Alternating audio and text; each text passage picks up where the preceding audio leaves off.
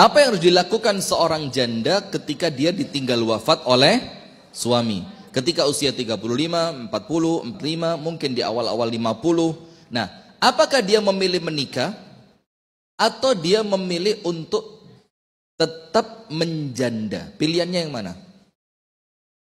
Menikah, tetap menjanda. Nah, dua-duanya boleh. Dua-duanya boleh. Sekarang kita bahas yang nomor satu dulu. Ketika dia memilih untuk menikah. Ketika seorang janda memilih untuk menikah. Dan di sini dibedakan janda yang ditinggal wafat atau janda yang sudah ditinggal karena perceraian. Wafat berbeda dengan janda perceraian.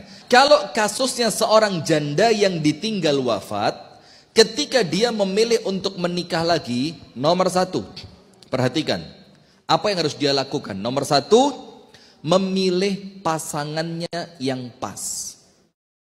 Memilih pasangan yang pas itu agar jangan sampai menjadi fitnah di kalangan orang yang melihat. Misalkan, seorang janda itu ditinggal wafat usianya 45 tahun.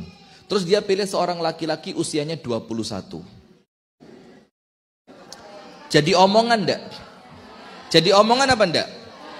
Sehingga, kenapa? Loh, saya enggak ngomong boleh apa tidak, cuma kita ngomong idealnya. Kalau dia pilih yang terlalu muda, akan memunculkan apa? Omongan dari orang, oh mentang-mentang kaya yang dipilih yang muda. Coba ndak kaya, siapa yang mau sama dia? Akhirnya apa? Apa yang dia lakukan menyebabkan orang lain berdosa untuk mencelanya. Kenapa? Karena orang lain pasti punya pikiran yang jelek. Betul apa ndak ini? Kejadian apa ndak? Kejadian. Maka nomor satu, pilih seorang suami yang pas. Baik pas secara usia, bukan cuma usia ya, mungkin secara status juga.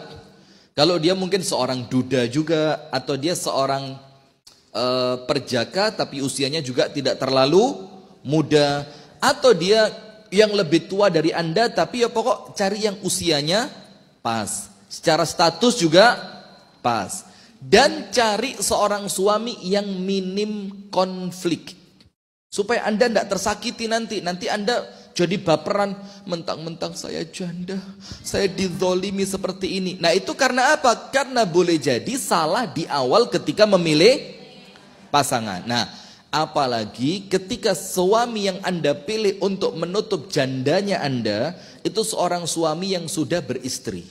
Berarti Anda dijadikan istri yang kesekian. Maka pilih yang betul-betul minim konflik.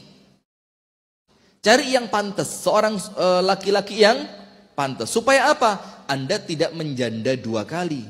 Walaupun itu tentu di tangan Allah Subhanahu wa ta'ala, supaya Anda dalam posisi Anda janda, Anda tidak semakin baperan karena suami yang menganggap Anda itu remeh. Kenapa? Karena suaminya mungkin bertanggung jawab, suaminya ngerti agama, suaminya orang yang gak petakilan, sehingga Anda itu terselamatkan. Nomor satu. Nomor dua,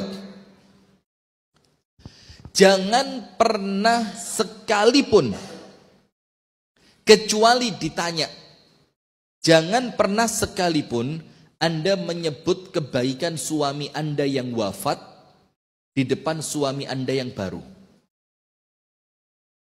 Kecuali kalau memang ditanya atau ada keperluan. Kenapa begitu? Nanti si suami ini akan merasa apa?